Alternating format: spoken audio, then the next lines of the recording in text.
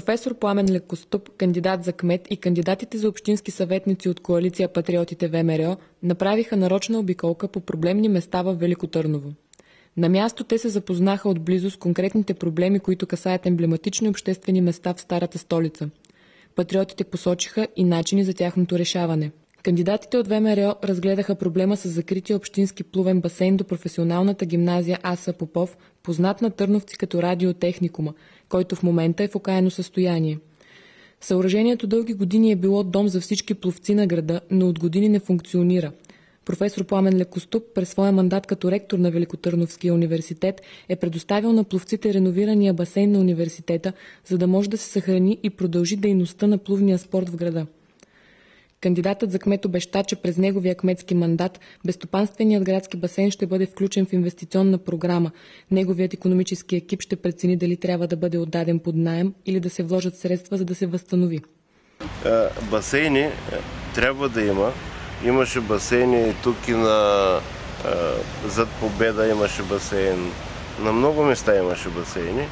Постепенно един такъв спорт като плуването, който развива комплексно личността, не само физически,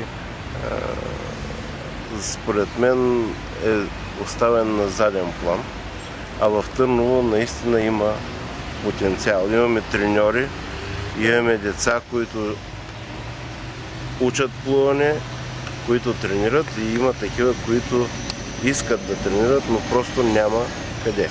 Управители на фирми в западната промишлена зона алармираха бъдещите общински съветници от ВМРО за дългогодишния проблем с отпадъчните води на цялата промишлена зона, които директно се изливат в Янтра. Липсата на градски транспорт и на места за паркиране са другата видима част от проблемите, които засягат нормалния живот и здравето на хората. С проектиране сгради, жилищни офис сгради на място на стадиона.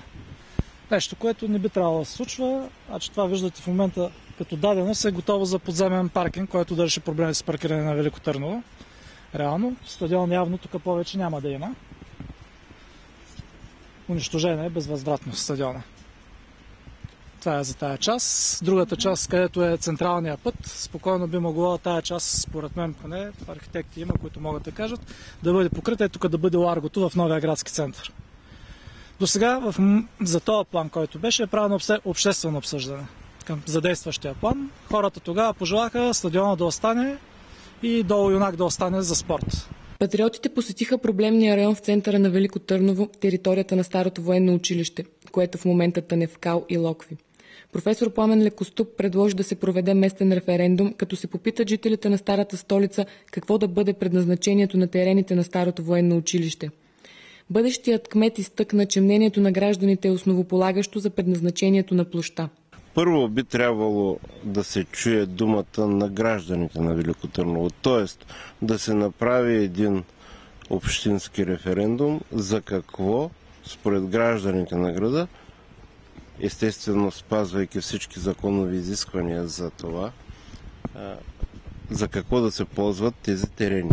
Едва след това да се обявяват конкурси, да се дават пари за тези конкурси и да се види какво всъщност ще се прави. След като излязат проектите, те вече да бъдат пуснати на публично обсъждане и по този начин да решим една част от проблемите. Според Иван Русков, кандидат за общински съветник от ВМРО, стадионът е унищожен безвъзвратно, въпреки желанието на гражданите, съоръжението и спортните площадки в района да се запазят. Хората тогава пожелаха стадиона да остане и долу юнак да остане за спорт. След това е правено обществено обсъждане от една от медиите в Велико Търново. Хората също пожелаха стадиона да бъде запазен и спортните площадки да бъдат запазени. Решението и желанието на хората не се взема под внимание. Виждате това, което е зад вас. Господин Лекоступ има, доколко се знам, идея да бъде направен референдум за новия градски център, което е чудесна идея и доколкото го познавам, ще вземе под внимание желанието на хората.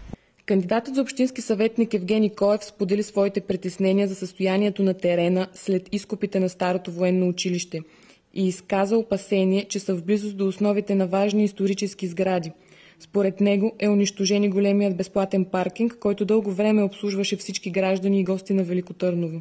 В района на военното училище имаше идея да се създаде исторически музей, който да е посветен на войните за национално обединение, на Балканската, на Първата световна война. Унищожиха се голяма част от военните запаси, които са в армията, и тук беше едно от подходящите места, където да има експозиция. Част от военно-историческият музей, който е в подделението в Дълга лъка, да се пренесе примерно тук и по този начин да се разширят възможностите и да се покаже и друга страна от културното наследство и миналото на Велико Търново. В момента имам чувството, че ние затънахме в нов проблем. Не знам кога ще бъде решен вече въпроса с старото военно училище.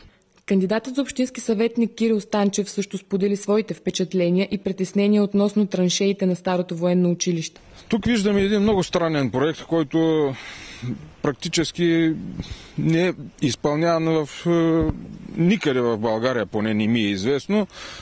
Ландшафта на съществува терен да бъде с такава денивелация и с такива промяна на равнището на улиците, които са изключително много. Няма как при тази проектировка да няма унищожаване на тези дървета, на тези съоръжения, които имаме сега. Значи улицата, която беше широка, с достатъчно място за свободно паркиране, тя беше унищожена вече втора година. В Велико Търново се създава допълнителен проблем. Виждате как колите влизат в градинките, в места, където не би трябвало да бъдат. Обиколката на патриотите ВМРО продължи на северния вход на старата столица, където професор Пламен Лекоступ сподели своите притеснения относно пътната настилка на панорамния път на Велико Търново. Кандидатът за кмет заяви, че през неговия кметски мандат този проблем с дупките по пътищата и в частност тези на входовете и изходите на града ще бъдат решени, като се започне от ремонтирането и обязателно създаване на пътна маркировка. Всички виждат какви са дупки, и то не само дупките, ами има олягане на пътя, и това са едни не бабуни, ами вълни, скокчета. И по-нататък, като се продължи по този път, се минава се покрай стария радиозавод, навлиза се по улицата, която отива в Палченска. Там на едно място има такова пропадане, че се личат следите, където шофьорите са се удряли ауспусите.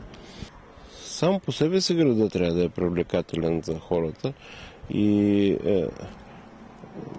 до сега се кара по принципа, че в крайна сметка те или иначе искат да дойдат, през каквото и да минат, ще влязат. Но наистина трябва да ги облегчим. Трябва да има и най-простото, което е маркировка, която всъщност изисква най-малко капиталовложение, но и нея няма.